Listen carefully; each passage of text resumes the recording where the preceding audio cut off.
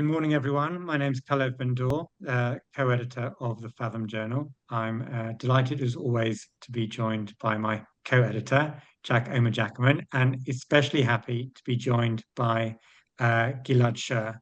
Gilead, how are you? I'm good as possible As good as under can be the expected. circumstances. Yes, thank you. Yeah. So this is the sixth episode of Those Who Tried, Conversations with the Peace Processes. It's particularly exciting for me. Almost 25 years ago now, I did my bachelor's thesis on the failure of Camp David when it was very fresh. And it's particularly exciting to then be able to speak to a lot of the people who were involved. Attorney Gilead Sher is a former Israeli senior peace negotiator and chief of staff to Prime Minister Ehud Barak. He was a formerly peace negotiator under Prime Minister Rabin, Rice University Baker Institute Fellow, and a former senior fellow at Tel Aviv's University Institute for National Studies, INSS. Sher was a visiting professor at Georgetown University and a lecturer on law at Harvard Law School. In 2023, he co-founded the Central Resistance Headquarters for the Pro-Democracy Struggle, a practicing lawyer and a reserve officer colonel in the IDF.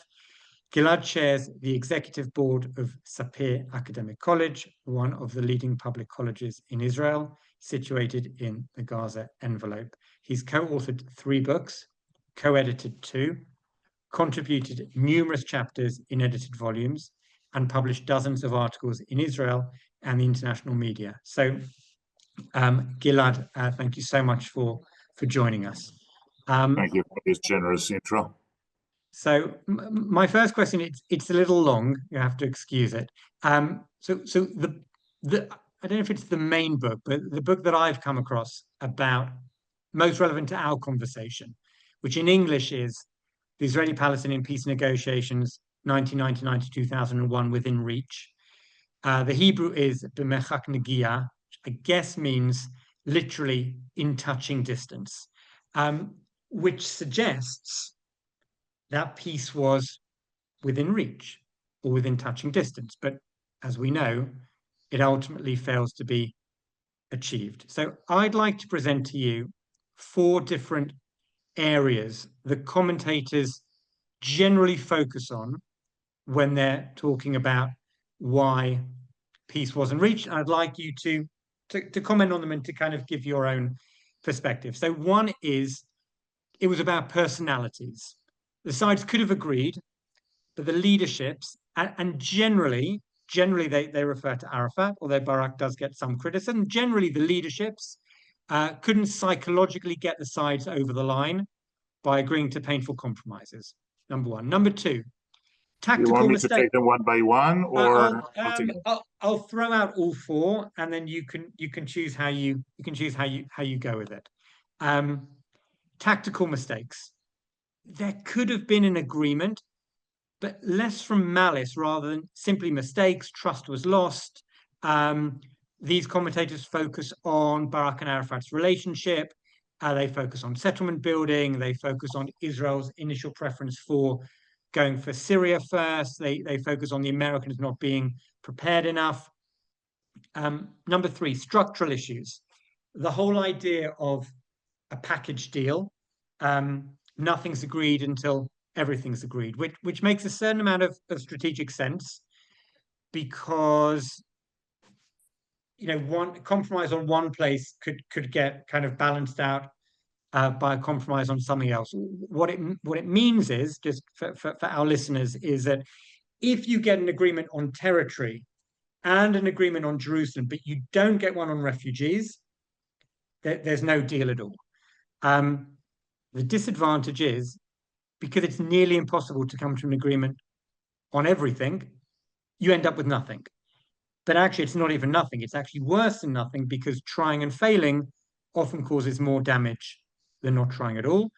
And the last one that I guess critics touch on is that the goal was too ambitious. You have here 2 peoples both of whom have long-lasting connections to the land. You're going for an end of conflict, finality of claims, and that actually just isn't or wasn't possible. And therefore, the side should have aimed for additional kind of interim agreements instead. So that's a very, very long question. You can take it whichever way you'd like. Would love to hear your perspective on kind of if we were within reach, why didn't we quite make it? Well, that's indeed a quite a long question. I'll try to break it down to a few insights that I have. First of all, I'd like to let you know that until very close to the publication of the book, the title was Just Beyond Reach. And it was changed in the very last minute in order to at least to project some kind of hope more than the previous title. Anyway, personalities and tactical issues to me are secondary and not the main reasons for the situation we were at 25 years ago, and we are at currently in a much worse situation. One thing that needs to be said and emphasized is that throughout the last 3.5 decades, and I believe that we are looking at a period that started at the Madrid Conference, 1991. During those many years, for a comprehensive agreement to be dealt with or negotiated, or to resolve a conflict of such a complex character, the accumulated time spent in order to resolve the conflict does not reach even 10% of the time. If you compile the talks on permanent status, aiming at ending the conflict and put a finality to all claims, the one over the other, there's the Camp David period that you mentioned, Camp David to Taba, and then the Annapolis process, the two main processes during those last 35 years. Then you get to perhaps 2.5 years, up to 3 years. There was not enough time and not enough effort, continuous effort, put into that purpose of ending the conflict. The structural issues, I tend to agree with you today that nothing is agreed until everything is agreed, is a formula that is bound to fail or to stumble onto too many obstacles. Because if you have one small sub issue that you have negotiated but you have not concluded, then the whole range of the core issues, Jerusalem, refugees, settlements, borders, statehood, security, they all derive from this one small sub issue that has not been agreed upon between the parties, and then there's no agreement. It's almost a zero-sum game. It's not like that, but in order to put it in to illustrate the situation at that time, I would say that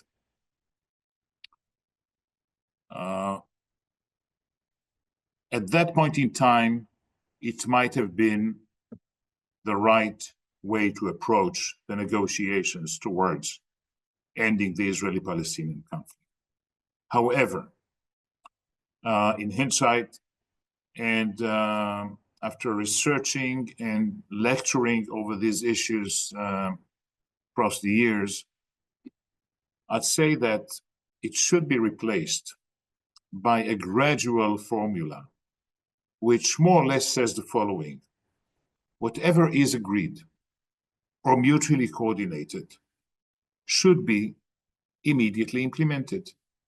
And by that, you create a positive traction on the ground that allows people to realize that something is changing, and allows the gradual process to move forward in smaller steps by just lowering the bar of expectations of everybody, leaders to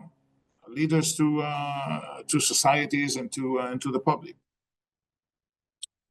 So structurally, looking forward, that's what I would suggest adopting as a ground rule for moving forward. The goal was not too ambitious. The goal remains the same: to end the conflict of the between the Israelis and the Palestinians in an agreement over disengagement of the one society from the other onto two nation states. This is what allows the fundamental principles of upon which the state of Israel was established to be a democratic nation state of the Jewish people, based on international and universal values, living safely and securely beside another entity, national entity, that would have encompassed the Palestinian self-determination.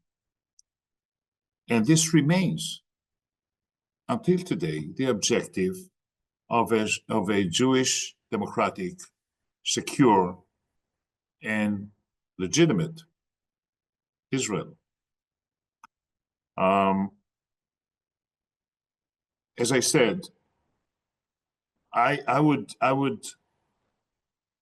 recommend a more gradual understanding of the negotiation process and of the movement forward towards attaining that objective, which is an objective that comes from an Israeli perspective, to make sure that the fundamental principles upon which Israel has been founded,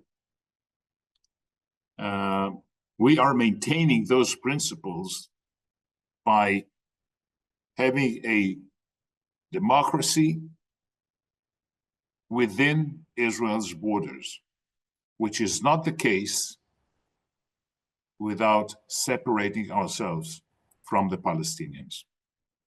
Of course, people would say, well, this is a discourse of the two state for two people. It's not feasible anymore. It's not attainable anymore. It's the 90s discourse, or the beginning of the 21st century. We've seen what happened, the horrific massacre of Hamas on the 7th of October. And to that, I reply, if you don't want to have Hamas within your jurisdiction, if you don't want to have a minority of Palestinians, which is almost equal in numbers to the majority of Jews within Israel's border, then you have to disengage Israelis and Palestinians, the ones from the others, do it securely, in a monitored manner, in a gradual manner, but eventually you will reach that point in time in which governing one way or another people of millions would not be possible to maintain either democracy or a Jewish majority between the Jordan River and the Mediterranean Sea under a sovereign Israeli governance. Thank you. Fascinating. We're going to turn to a question now which might cause us to dance a little bit between the two potential titles to the book. We want to take you back to different moments amongst your hundreds of hours in negotiations. Was there a moment when you thought, yes, we're gonna make it here, we're gonna succeed in a historic agreement? And was there a moment that happened that caused you to think, no, we aren't gonna do this? Without interrupting your thoughts, Gilad, I think for me, what's fascinating is people can read the books. Yeah. But what we don't know is what it's actually like in the room. So I understand why you're kind of going to the balcony, as you say, but in some ways, over and above the analysis, I'd love to kind of just get the feel of it, if that makes sense. Well, okay, Alev, I can address it from that angle, but that would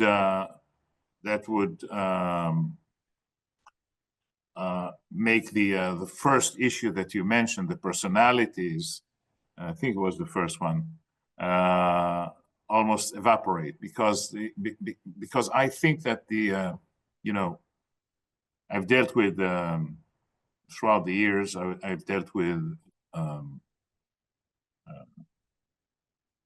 mainly with about 10 to a dozen Palestinians that were the counterparts in the negotiations, in different stages of the negotiations. First, in the first round of negotiations that lasted 1 year for the Oslo B agreement, the interim agreement that was signed in 1995 under Rabin, and then the negotiations on permanent status during Barak's tenure, and afterwards, not directly involved in the negotiations, but very much involved in being consulted with or in researching the issues. And some of my counterparts are not with us anymore, but we maintained friendship and we maintained contacts throughout the years. On one occasion, you would be thinking of killing the other party that is at the other side of the table, because you were so frustrated, or you got so angry for some fake lies, etc., that would be conveyed to you by the other party. And in some other occasions, you would feel that we are all in the same boat and we have to resolve that. So I think that most of the delegates of the Palestinian Authority or the PLO at that time wanted to get an agreement. I said most of them, because the one person that was not ready to negotiate anything but 100% of the aspiration of the Palestinians was Yasser Arafat. He was not ready to negotiate, not ready to compromise, not ready to go ahead and do what was expected from him as a national leader. Ehud Barak once described it as follows. He said, you know, we are that far apart, Arafat and myself. And I know that I'm the big donor. I'm the one who has the security, who has the territory, who has Jerusalem, who has everything. I'm ready to move forward towards my counterpart, Arafat, that close, in order to end the conflict and to put a finality to all claims. However, I want him to walk that small distance towards me and shake my arm, shake my hand, and move then towards resolving the conflict together. This did not happen. Not in Camp David, not in Taba, not in Annapolis. There was always this step back of the Palestinians because of a very poor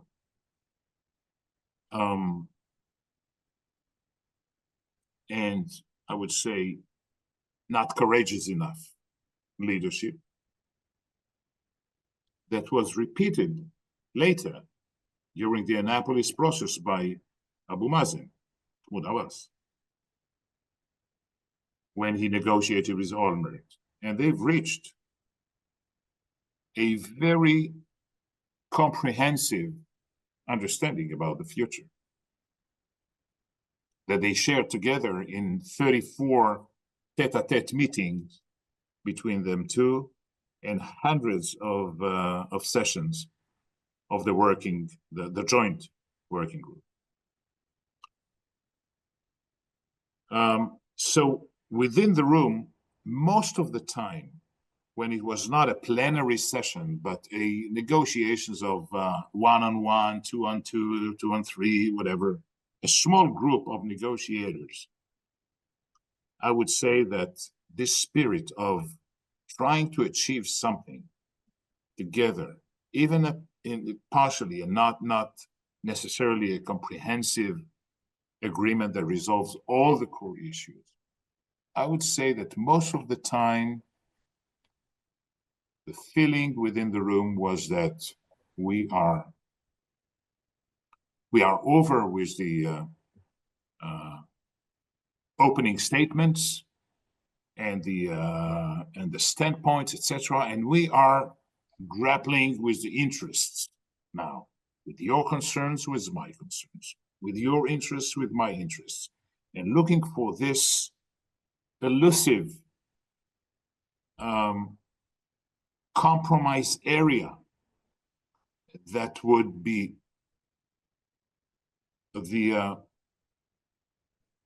pivot for building an agreement around it. Okay. But in every room there was a series of ups and downs, you know, almost in every session, and throughout years of meetings. In the kind of popular narrative, much more focus is on Camp David and to a certain extent on the Clinton parameters and less at Taba. We're very interested if you could take us back to how it actually felt at Taba at the time. I mean, the second Intifada had started in the September, much more violent than the first one. Palestinians have not really responded to Clinton's plan. Seemingly have some sense that Bush would be a more favorable resident of the White House, which even at the time felt rather odd. The Israeli public has turned against the Barak government, and he's expected to lose the elections. What does it feel like conducting negotiations within that climate? Do you feel you're going through the motions at the time, or have the negotiations changed because the shadow of violence is now there?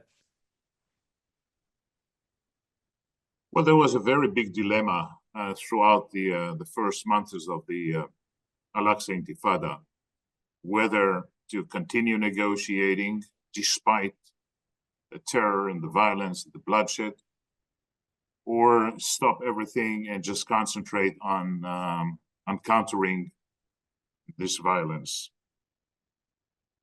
And I think that what I started to say before is very valid to describe this dilemma and the decision that was taken to continue negotiating while having, one arm to counter terrorism and violence and suicide attacks and whatever, and the other one still waiting to be shaken by the other party, extended towards a possible compromise, a possible peace. It is very, very difficult amidst a situation of severe bloodshed, violence, bereavement, suffering, to raise your perspective towards looking beyond this period and tell people, look, we are suffering, they are suffering, we might still look for a better future for us and for them. And in order to do it, we have to continue talking to one another. This happens in so many conflicts when you are you're almost blinded by the situation itself, because people are yet killed, wounded. There's a lot of collective suffering and personal, individual one as well. Many losses of lives, many losses of relatives and acquaintances, etc. Still, you have always to clean up your compass and look beyond this era. This is what eventually brought, for instance, Edi Tahiri from Kosovo to continue negotiation with the Serbians during a very bloody period. Did what happened. This is what happened in Northern Ireland. And if you look at conflicts that were resolved eventually, you understand that there's no other way. Unless you want to live for dozens of years or hundreds of years in continuous, perpetual cycles of violence and bloodshed. So when we got to Taba, this was, as you rightly have put it, Jack, after Arafat, for all practical purposes, rejected the Clinton parameters, which reflected President Clinton's understandings after years of being, I would say, immersed and invested in the Israeli-Palestinian conflict and the attempts to resolve it, and very much based on the parameters that were almost ready in Camp David, but were also part of the negotiations after Camp David during August and September 2000, in a very small group of negotiations that was that comprised Shlomo Ben-Ami and myself and Israel Hasson on the Israeli side, and Saib Barakat, Mohammed Dakhlan, and Akram Haniyeh.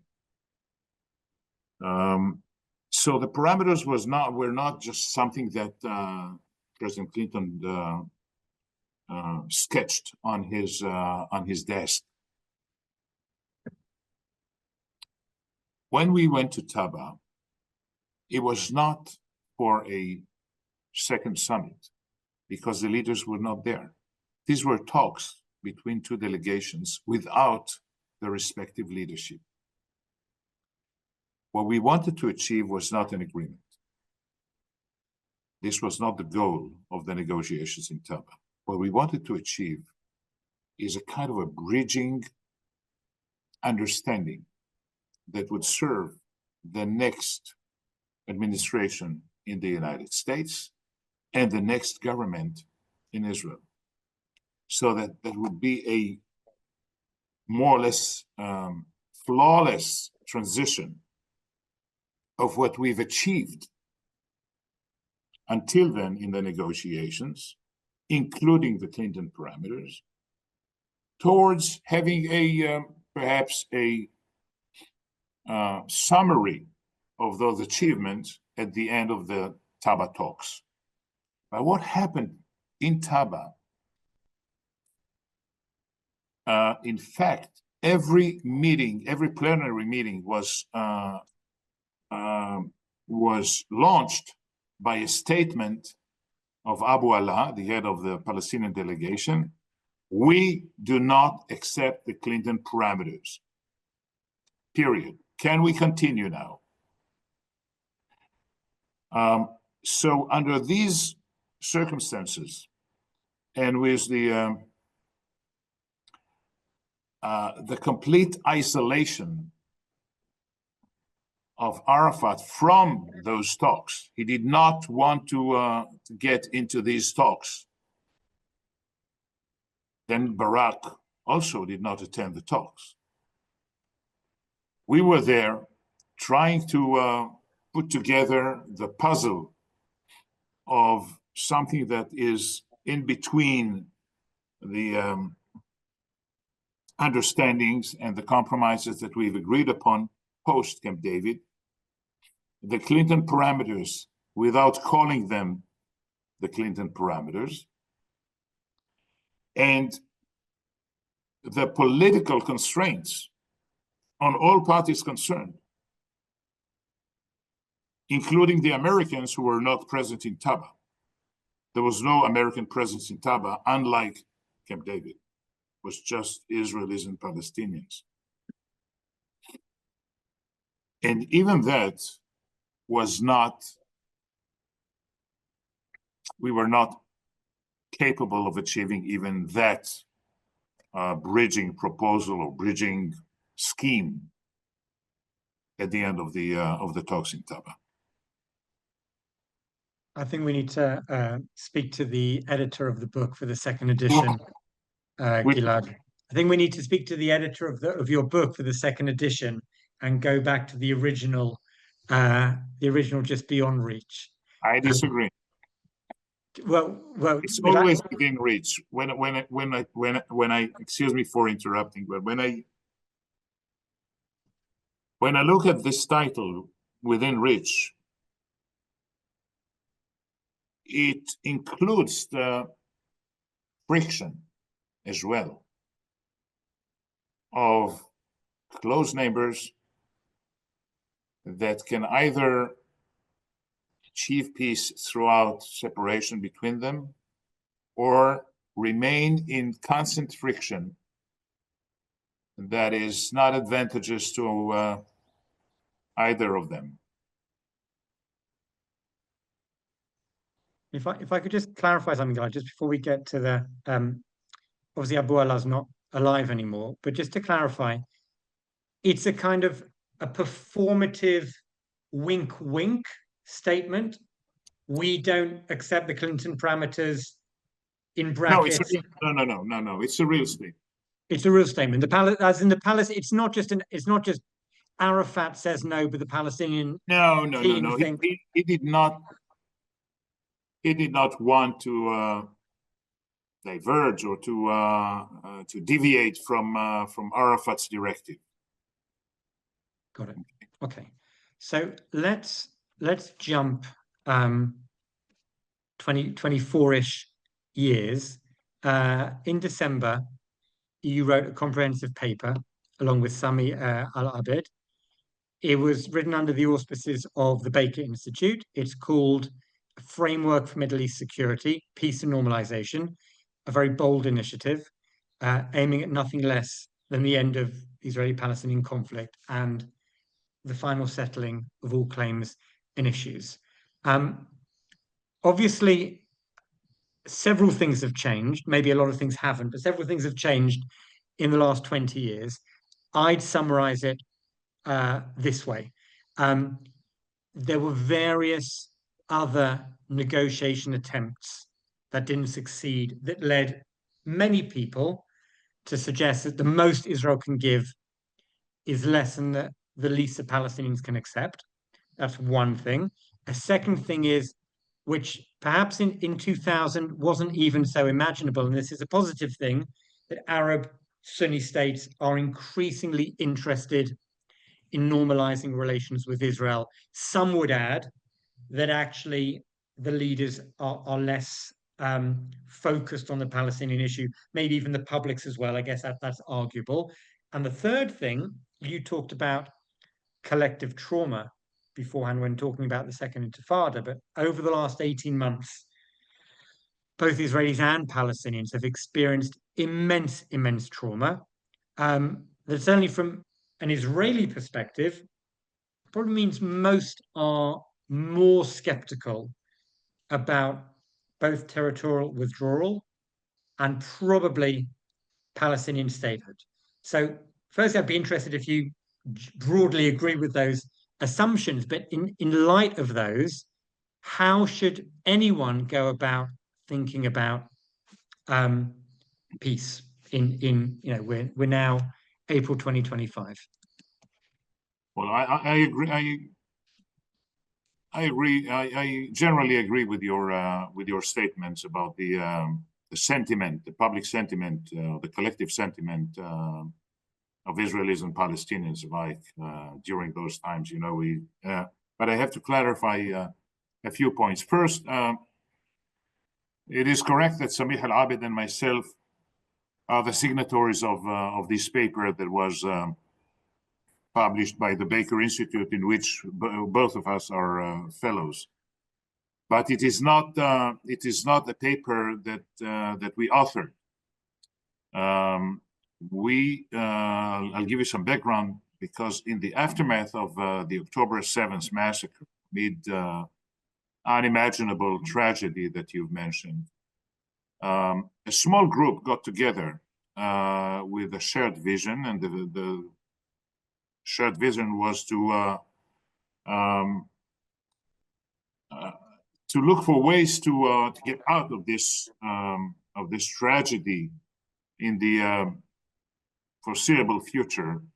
We were a small group of about half a dozen semi-officials and private individuals, officials from the Middle East, Europe, and North America, and we quietly and collaboratively worked to craft a framework for what we call the day after.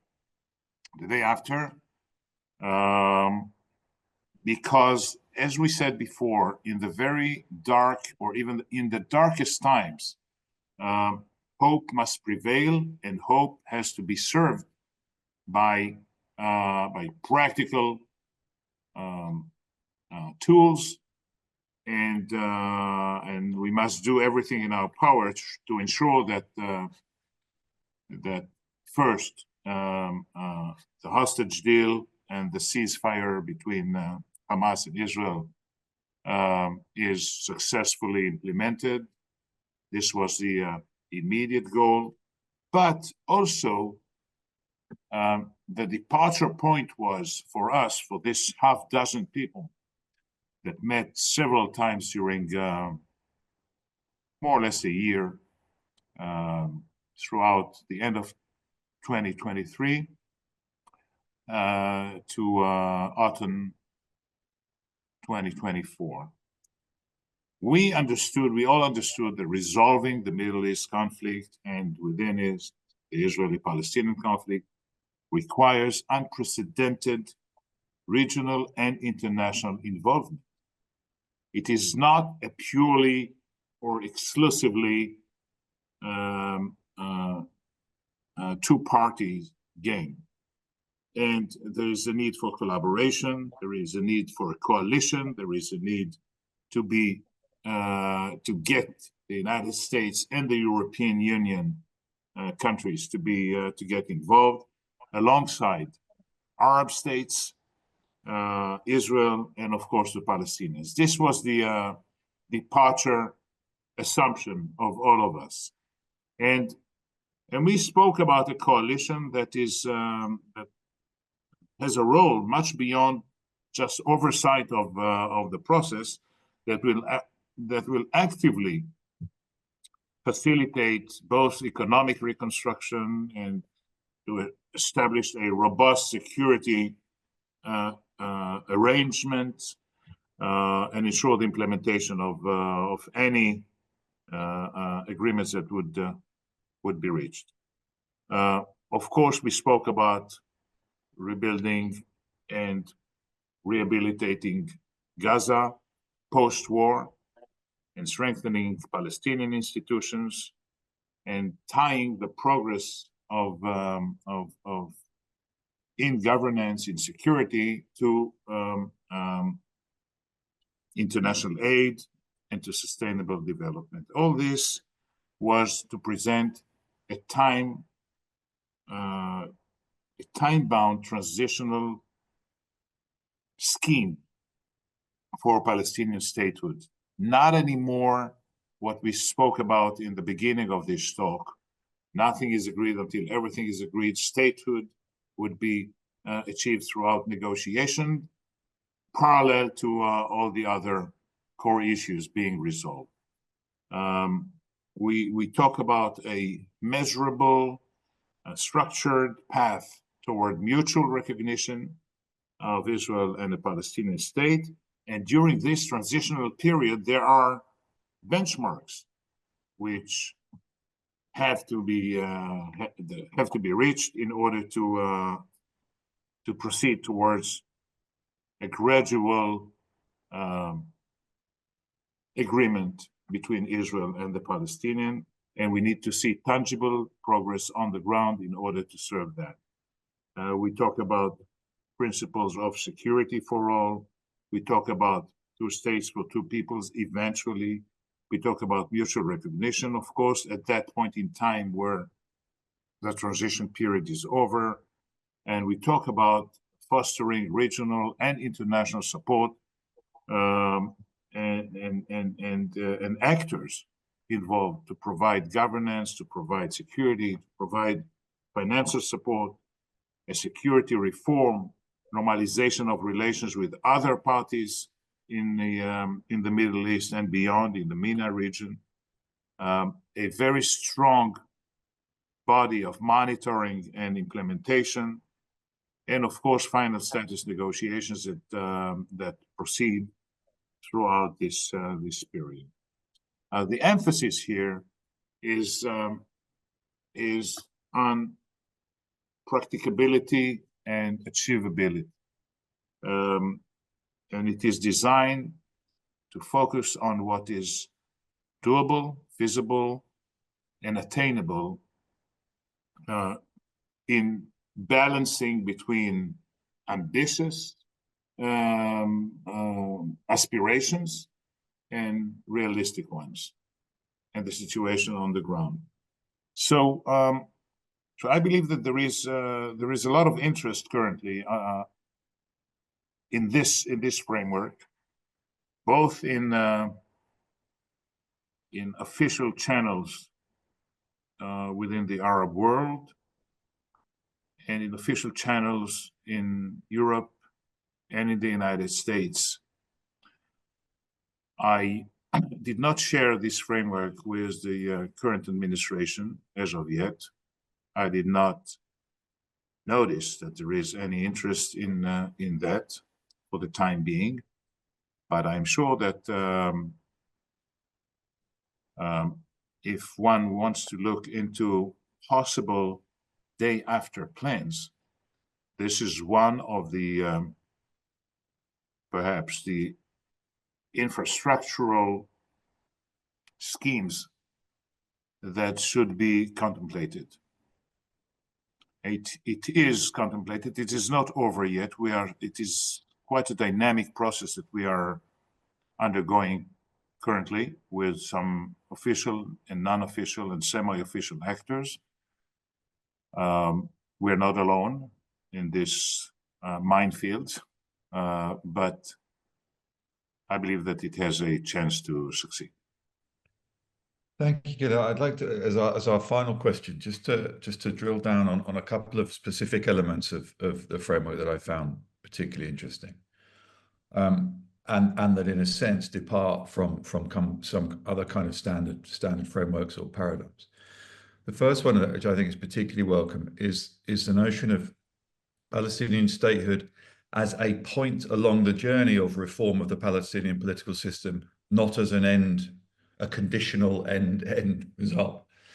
And I'm interested in your views as to whether it's an essential success of reform of the system depends in part on tangible reward for that system, and that therefore you have to be offering something for the Palestinian public to rally behind to support those reforms, whether that's part of that aspect of the framework. And the second one is a piece of the framework which deals with what I might call kind of wreckers, negative actors, people trying to derail this process. And it says, quote, "This framework will not be hostage to the demands of those who reject it. But it also promises, quote, a parallel track of dialogue will be pursued with parties who reject the framework." So it's in a sense both not being beholden to these wreckers, but also not kind of leaving them to their own devices. So I'd be very interested if you could comment on both of those aspects of the framework. Thank you. Jack, you're right. Spoilers will always be there sooner rather than later, and from unexpected and well-expected groups, sectors, and actors. We have to cope with spoilers. This is one of the main reasons why we need a very robust alliance of Arabs, Europeans, Americans, Israelis, and Palestinians. Don't forget, there's not just the Israeli-Palestinian conflict here that is at stake, or in the focal attention of all those actors. It's also countering Iran and radical Islamism and Islamists across the Middle East and beyond. So yes, it requires an extraordinary effort of the international community and of the regional actors. Not all of them are in the ball game, within the ballpark as of yet. Some will probably be part of it. I'm talking about the Saudis and others. But I can tell you that this framework was established throughout discussions with officials, of course, discreet and completely secluded discussions with officials of certain actors that are not currently holding any kind of diplomatic relationship with Israel, for that matter. But there is a convergence of interests, I believe, in forming such coalition to counter the hegemonic aspirations of Iran, its proxies, and other negative elements in the Middle East and the MENA region altogether. So we will have to cope with the spoilers. We will have to deal with carrots and sticks throughout the transition period, to all parties concerned, by the way, not just the Palestinians. We will have to de-radicalize the Palestinian society. And we will have to deal with the extremists in Israel as well. We'll have to deal with the governance of Gaza in the transition period. During the transition period, it cannot be the Hamas and it will not be the IDF. So all this is on the plate of not just Israelis and Palestinians, or even the closer Arab neighbors like Egypt, Jordan, and the likes.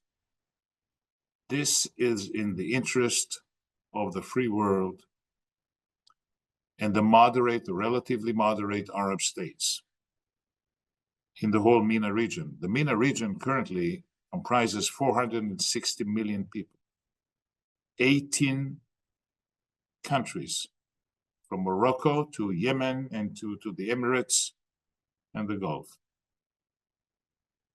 We have to deal with it as a global issue, as a global problem, not as just a mere regional or bilateral problem of Israelis and Palestinians, much more than this. And you cannot sell to neither the Israeli public nor the Palestinian public anything but a regional international security alliance. That's the number one concern of all of us here. So all the sticking points that we covered in the negotiations, the core issues, Jerusalem, the holy sites, the old city, the borders, settlements, territory, the territorial arrangements, swaps, refugeeism, of course, the security arrangements, statehood. All these will have to be dealt with in a much broader outlook, within a much broader outlook than before. There's no exclusivity to a bilateral track of negotiations. It will not hold. And there is a need, after this 18 months of disastrous Israeli-Hamas war, with the proxies of Iran weakened to the very bare minimum of the last decade, Hezbollah, Hamas included as well, of course, the Houthis in Yemen. The outlook should be let me rephrase. The challenge today is not to pinpoint one problem out of so many, but to look at the big problem that the global interest should be concerned with. And by providing a framework that brings together actors of various backgrounds and various interests, and trying to get a zone of joint interests within a framework for resolving one of the most problematic conflicts, Israeli-Palestinian one, I believe that it stands a chance to succeed more than any other approach. That's a good place to stop, and to say thank you very, very much indeed, Gilead Sher. Thank you for joining us.